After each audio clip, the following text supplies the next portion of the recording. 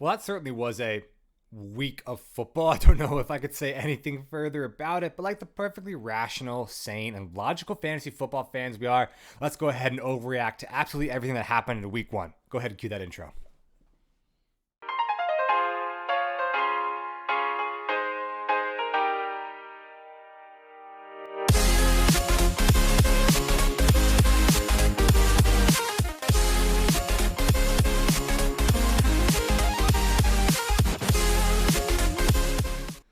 Welcome back into Twin Takes Fantasy Football, and that was a pretty putrid week overall for fantasy football. And that's not just my opinion because I had most of my teams lose in all the leagues that I'm in, but overall, I think this was the lowest scoring week in the past 5 years when it comes to football. So overall, there was a lot of disappointing fantasy football performances to go around. But as we all know, the first game of the season is extremely indicative of everything that follows here on out. So let's go ahead and analyze the first game of the season and see exactly where every team is going to stand going forward. So these are some perfectly rational, sane, and logical overreactions that we need to go into.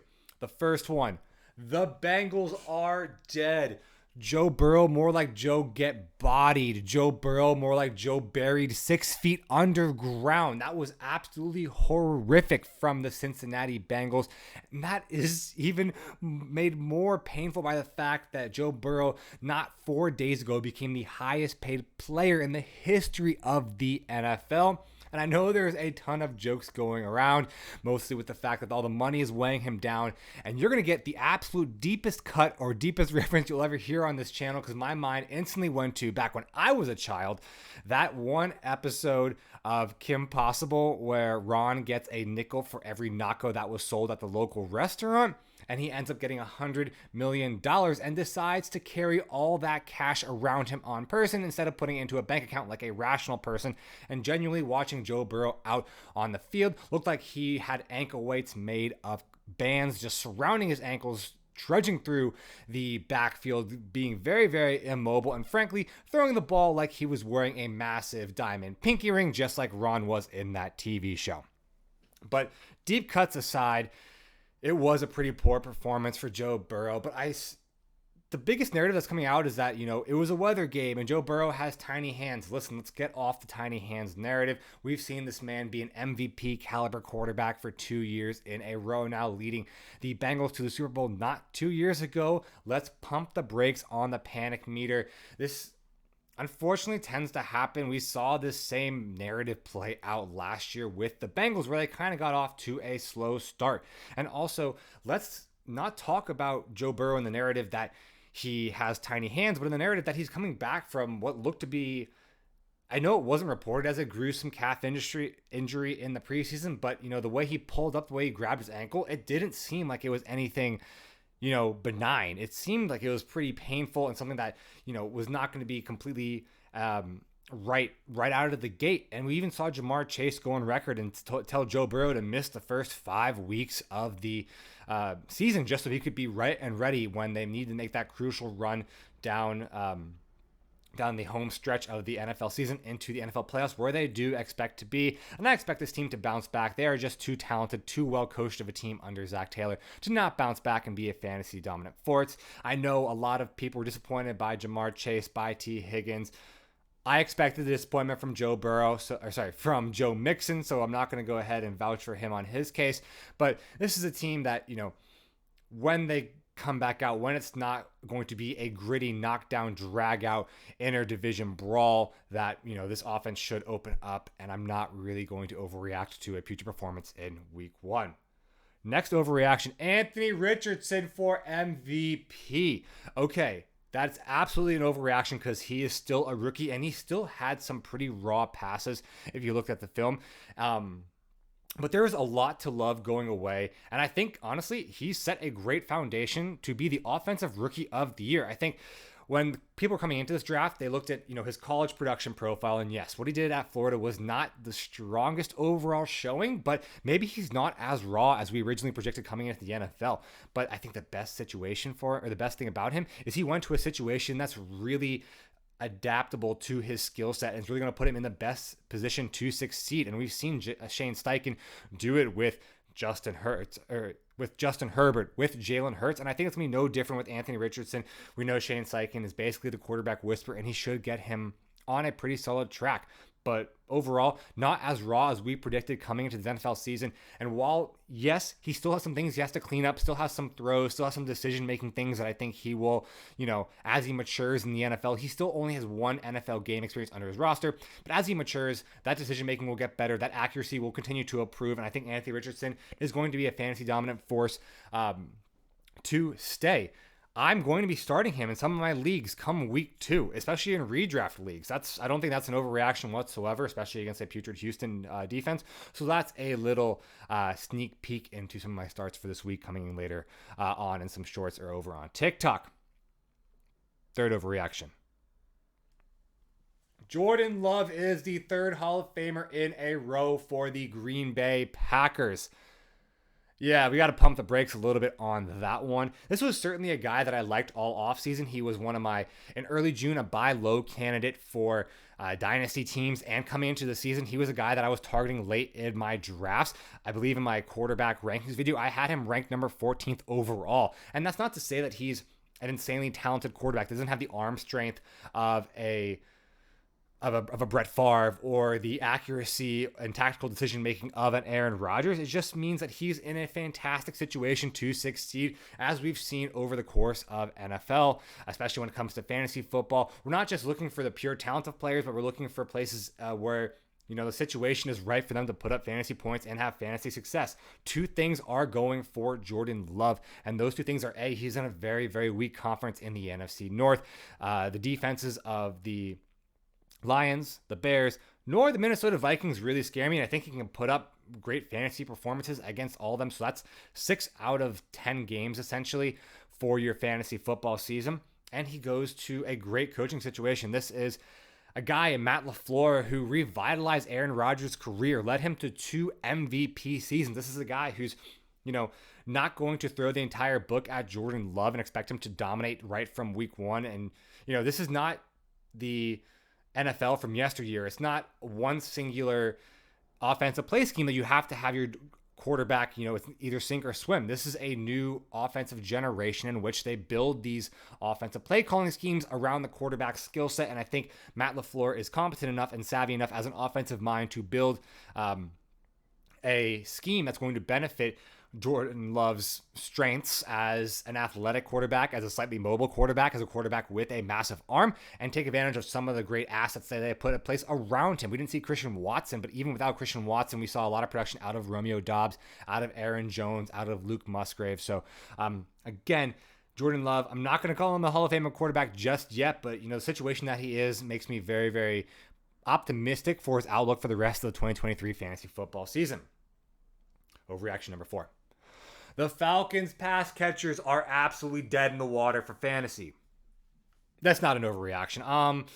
If you drafted Kyle Pitts, if you drafted Drake London, I am so sorry. And don't worry, I feel your pain, because on one of my dynasty rosters, actually on my main dynasty roster, I have both Drake London and Kyle Pitts. It is absolutely putrid. I think the only hope you have for those guys to be fantasy viable options is that Arthur Smith gets fired and they bring in, Drake May or some other competent quarterback next season, and a offensive-minded coach that doesn't emphasize the run as the majority of the offensive play calls. Not to saying that those guys aren't talented. I mean, they deserve their respective draft picks in 4 for Pitts and 8 for London. It's just they're not going to be able to have these games when you have such talent at the running back position between Bijan Robinson and Tyler Algier, and a coach in Arthur Smith who is so single-mindedly focused on running the football that, yes, you will have outlier games. You will have a 2-touchdown game for Drake London. You will have a 100-yard game for Kyle Pitts, but this is going to be something that's, if you got them in best ball, maybe they would produce a little bit and return a little bit of value on the ADP you got them at, but it's not certainly something that I'm going to consistently count on week in and week out. Between the two of them, they got 4 total targets in a game, and Desmond Ridder, the quarterback for the Falcons, had more completions than Drake London. But you know what the only stat that matters is? They won. They won going away by 14 points, and this was a recipe for success. And if Arthur Smith can continue to run the ball and produce a successful result for the Atlanta Falcons, nothing else matters because fantasy football is not relevant to the NFL. So it is just an unfortunate fact of reality that we have to deal with as fantasy managers who have any stake outside of the running backs for the Atlanta Falcons. Overreaction number 5. Cowboys are going to win the Super Bowl. Okay, this one really pains me as an Eagles fan. We just got to look right up there. Big fan of the team out of Philadelphia. But honestly, even as an Eagles fan, I have so much respect for Micah Parsons and for what Dan Quinn has been able to do with this offense. I don't really have any respect for Mike McCarthy. Really, I don't. But Dan Quinn, I think, is incredible. The fact that he is not a head coach somewhere is a travesty by the NFL Owners Association. And Michael Parsons, man, that dude is a beast. The fact that he wasn't an All-Pro last year, I think, was an absolute mistake. He has made an early candidate, an early name for himself as far as Defensive Player of the Year. But there's so many good defensive players right now. Myles Garrett looked absolutely ferocious against the Bengals. So I could see Micah Parsons not winning it. But, I mean, he deserves all the accolades, all the recognitions. This defense of the Cowboys is for real.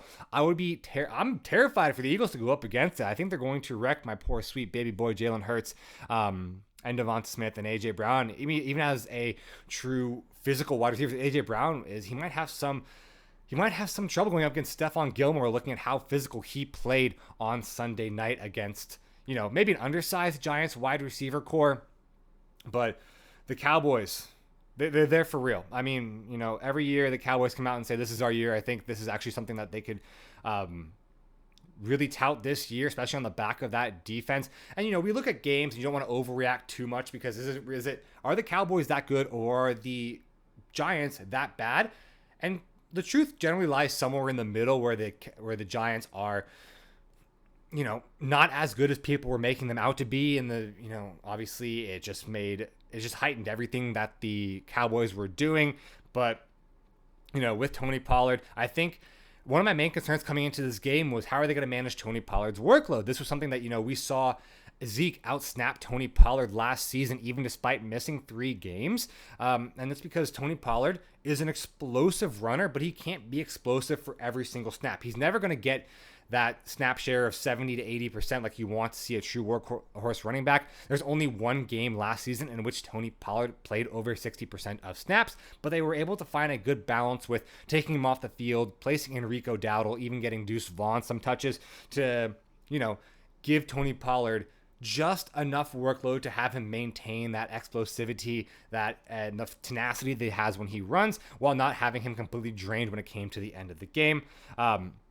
I do give some credit to Mike McCarthy to finding that balance, and they didn't even have to rely too much on Dak or any of their pass-catching weapons, and when they really open up that passing game, I think the Cowboys will be a team that has to people really should be worried about in the NFL this season. And also congrats to anyone who had the Cowboys defense. That was basically a guaranteed win. Jesus, 36 points or something, depending on your league scoring rules. Side tangent, this is what we were talking about all season in the New York Giants. Their season last year was an outlier. Yes, I really did want to buy into what Brian Daboll has built there, as Saquon, as a top player in the NFL. I think they have done, just an incredible amount in revamping what this New York Giants team looks like, but they vastly outperformed what their skill set and what their stats, told us last season. And I think there's going to be some regression towards the mean this season. And Sunday night was the first indication of that happening. All right, moving on to overreaction number 6, I think. 6.5, we'll call it 0.5. Yeah, 6 or 7. We'll stop keeping count. But the Kansas City Chiefs have absolutely lost their magic. Their magical run is over. Patrick Mahomes looked human, and they finally went one step too far with their receiving core. Now, there is a small grain of truth to this overreaction, but I think the main thing, the takeaway is they lost two out of the three biggest playmakers and players on the team weren't in this game. Travis Kelce on offense and Chris Jones on defense. And we saw with how, we saw the jet sweeps. We saw how electric Jahmyr Gibbs was on rushing the ball for the Detroit Lions. We saw that, the plotter himself, David Montgomery, just kept getting these chunk plays of 4, 5, 6 yards, just going right up the middle and continuing to convert on third downs, getting good chunk plays on first downs, and Chris Jones' presence was immediately felt. I think the fact that they just agreed to a new contract not 2 days later was a real indication of how much this Chiefs defense actually missed Chris Jones. So I think the defense is going to look a lot better going forward. And on offense, we saw really how crucial Travis Kelce is to this offense. I mean, we've seen, the trends over the past few years in the NFL, especially when it comes to pass catching. You have to have that alpha guy to really open up the offense. We've seen this when the Eagles traded for A.J. Brown. The Raiders went out and got Devontae Adams. Tyreek Hill goes to the Dolphins so they could supplement Tua's growth. Having that one alpha guy just opens up the rest of the offense for you. I mean, Justin Jefferson allowed Jordan Addison to have a really dominant debut performance. Jamar Chase allowed T. Higgins to bring his game to new heights, and that's what Travis Kelce does to the rest of this offense. And listen, these pieces on their own, individually, are decent pieces. I'm not saying that Watson or Sky Moore, I will say Kadarius Toney after that performance was absolutely pitiful, but Justin Ross, Rashee Rice, these are guys that are they're solid NFL players, but they're not these true alpha wide receivers. And when you take out that alpha guy, it's going to make that entire receiving core just look very, very human.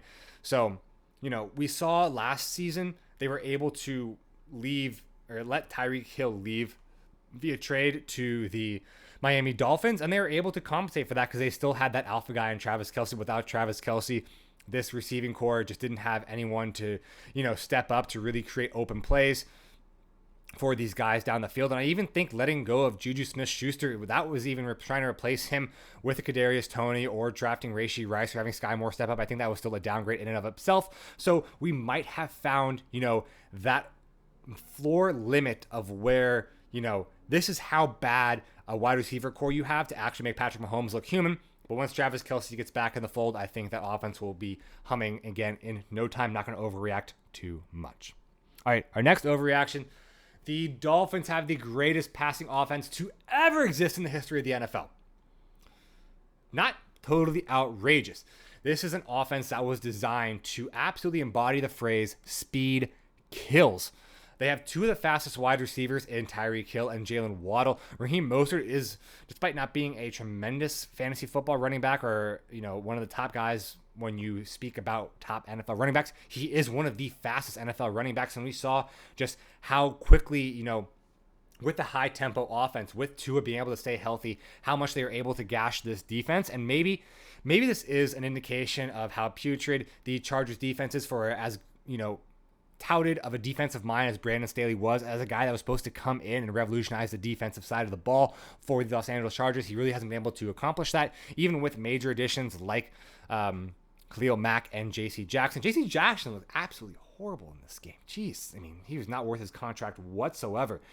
So again, same way we talked about with the Cowboys versus the Giants, where's the truth? Are the Giants that bad or are the Cowboys that good? I'm going to say this is the truth of the matter is probably somewhere in the middle. I think this is a Chargers defense that is going to be bottom 10 in the NFL for a third year in a row, but this is nothing to take away against the Miami Dolphins. This is an offense, as long as Tua can stay healthy, that's going to be really, really dynamic and really, really explosive. Having Jalen Waddle and Tyreek Hill is an absolute nightmare for most DBs, and they absolutely torched the Los Angeles Chargers secondary. So this is why Raheem Mostert was a must start. He is honestly a byproduct of a very, very beneficial and very friendly offensive play calling system with Mike McDaniels. And I think Mike McDaniels, for some of his shortcomings he has as a coach, for some of the guff and some of the jokes that are made at his expense, he is generally one of the forethinkers when it comes to offensive play calling. We saw that pretty particularly with getting Tyreek Hill open.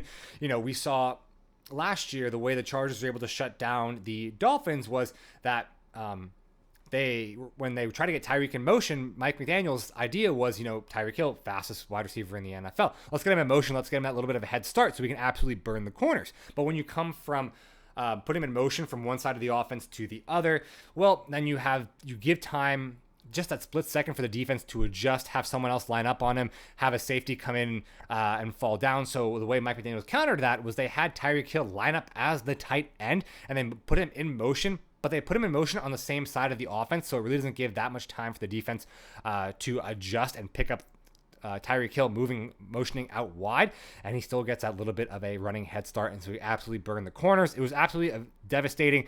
And just certain play calls like that and like certain ingenuity from Mike McDaniels does have him believing that any Miami Dolphin you got in at the draft, even at ADP, even at Tyreek Hill at 106, was an absolute steal and will absolutely return on the value of ADP.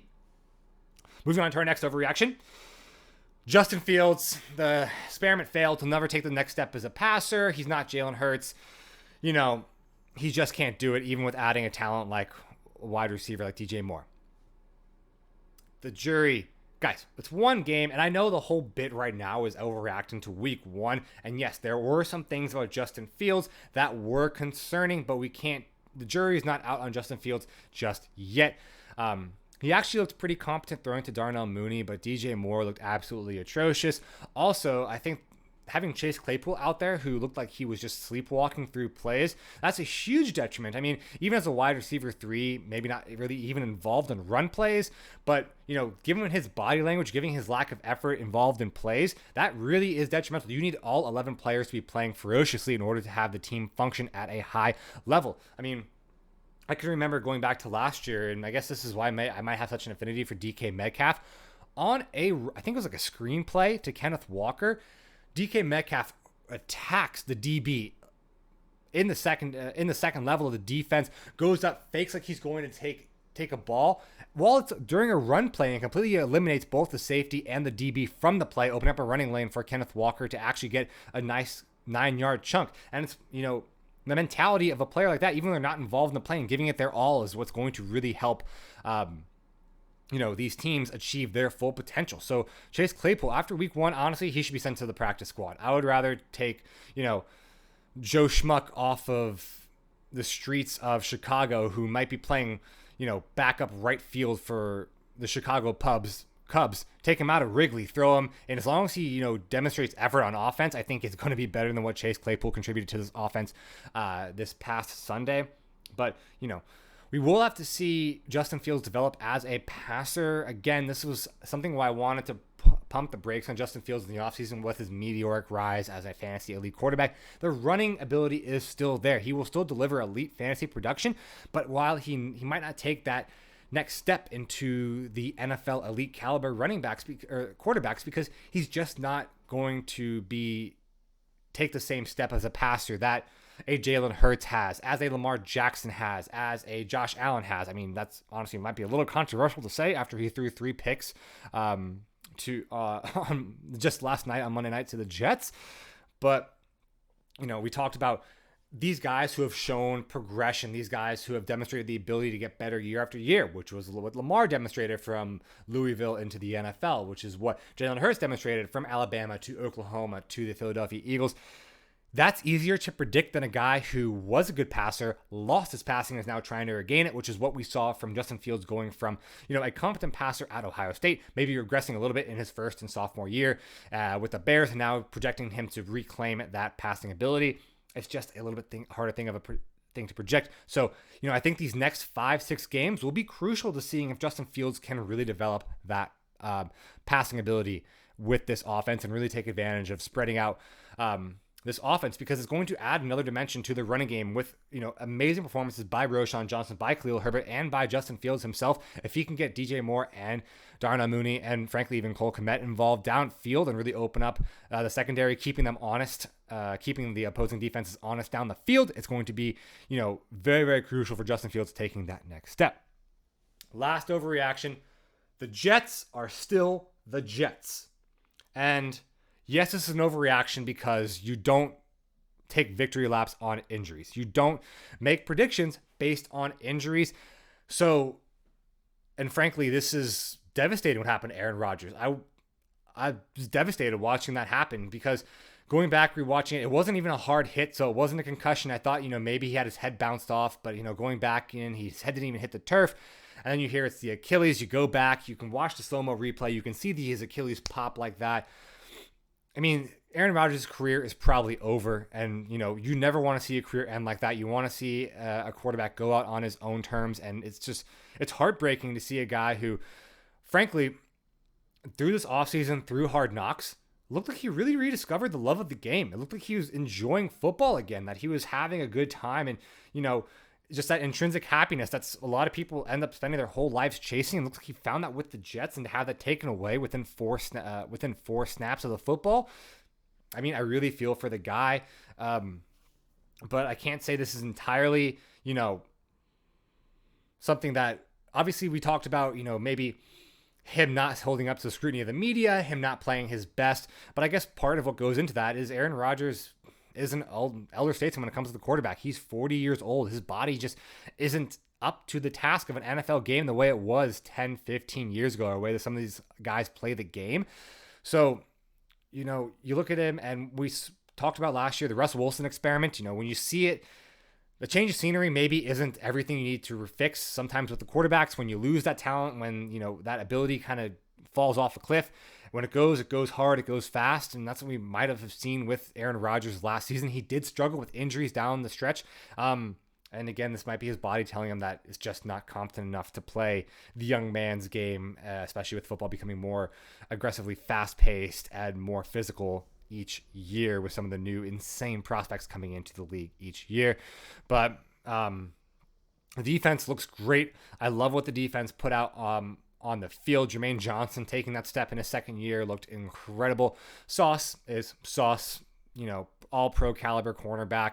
Jordan Whitehead coming in, playing a critical role there in the secondary. Quinnen Williams being dominant as ever. I think if the Jets are going to shed the moniker of being the Jets, it's going to be on the back of that defense, because Zach Wilson, hopefully, some of the mentorship of Aaron Rodgers will transpire and he can grow a little bit. And, he's had his ego reined in a little bit more in check. But unfortunately, the Jets, the bad luck department, the Jets are still, in fact, the Jets. So that's going to wrap up our overreaction. Obviously, just like last week, we're going to quickly dive into our Dynasty Corner. Let's touch on a couple things that are relevant in the world of Dynasty Fantasy Football. Touch on college football, because, if you're a football fan, you can't not love college football. The University of Texas Longhorns pull an absolute stunner in Tuscaloosa, sending the Alabama Crimson Tide packing 34-24. Quinn Ewers put on an absolute clinic. And despite the loss, Milroe's my guy. Come in a couple years, you'll find me on this. If I'm still doing this channel, God willing, you'll be hearing me talk about Milroe. I think he's a guy that might fall into kind of the Anthony Richardson archetype, a guy that's incredibly raw, but one of the most dynamic athletes I've seen at the position. He's a guy that, I think young, inexperienced, raw, but a lot of good things ahead of him. But when it comes to the University of Texas, you got Quinn Ewers. You have all eyes on Xavier Worthy, a guy that disappointed last year, but was a top wide receiver prospect. A.D. Mitchell, a transfer from Georgia, coming in, establishing a name. But what I really want to talk about when it comes to the Texas Longhorns, Jatavion Sanders, that boy is incredible at the tight end position. And we all know that the prize of this draft class for the tight end position will be Brock Bowers. Nothing's really going to come in and, rip the mantle of the best tight end prospect in the history of NFL from Brock Bowers, as he's been, the top guy since his freshman year when he took the field for the Georgia Bulldogs. But Jatavion Sanders, as a guy that is going to be a pass-catching weapon, people are comparing Dalton Kincaid to Travis Kelce. I think Jatavion Sanders is a little bit better of a comp to a Travis Kelce, putting up over 110 yards, being an absolute physical force down the field, absolutely bodying these defenders and linebackers of the Alabama Crimson Tide and that vaunted Crimson Tide defense. Jatavion Sanders, if you can't bring yourself to, use a top 5 dynasty pick, a rookie pick on Brock Bowers, like I probably couldn't bring myself to do. There's a lot of guys, especially when it comes to the quarterback position and the wide receiver position, I like a little bit better. Shout out to Keon Coleman from last week.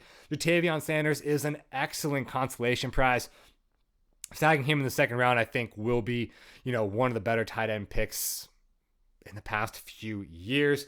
And I want to touch on running back. This is now, we see our running backs play out, the positions being constantly devalued in the NFL, and we'll see if that actually translates over to the college rankings. And this was a college football class for the running back that there's a lot of hype gaining steam. You had the top three in Trey Benson for Florida State. You had Trey Benson, Travion Henderson for Ohio State, and then you had Braylon Allen for Wisconsin. Trey Benson, I like, not really sold on him. Travion Henderson, he is my clear definitive running back one in this class. I don't think he is a first round prospect. Maybe looked at like a Breece Hall type of player going in the early second round. I don't think there's anyone so far in this class that's really established themselves as a round one running back prospect. But Braylon Allen, this past game for Wisconsin, that was brutal. I think he might find himself in a Zach Evans category of guy that has all the physical talent, massive frame, Derrick Henry-esque type of running back. But, when it comes to efficiency, when it comes to the actual football IQ aspect of it, and the fact that he was he had the third most carries from the Wisconsin backfield, I am very, very concerned with what that spells out for Braylon Allen when it comes to draft time next year. So just something to keep an eye out going forward. So that's going to wrap up our episode for this week. It was an absolute pleasure. Hopefully we get some more scoring next week. And as always, wait around. I'll post. I love the videos. I think the shorts were a really good idea. I liked the velocity I had, putting out a couple a day from Thursday to Saturday. So I'll probably do that again this week. Seem to, do pretty well with you guys. You seem to like them, seem to have a positive reaction. And guess what? Because the short form content did so well on YouTube, I am now on TikTok at Twin Takes FF, the same as my Twitter or X handle or whatever the hell you want to call that. Go check me out on TikTok. Would really appreciate the support over there. Been getting a lot of good traction over there, and should be fun. But as always, if you have any questions about this season, leave them down in the comments below. I will respond and keep an eye out for those productions and my starts of the week coming later on in the season. And until then, take care, guys.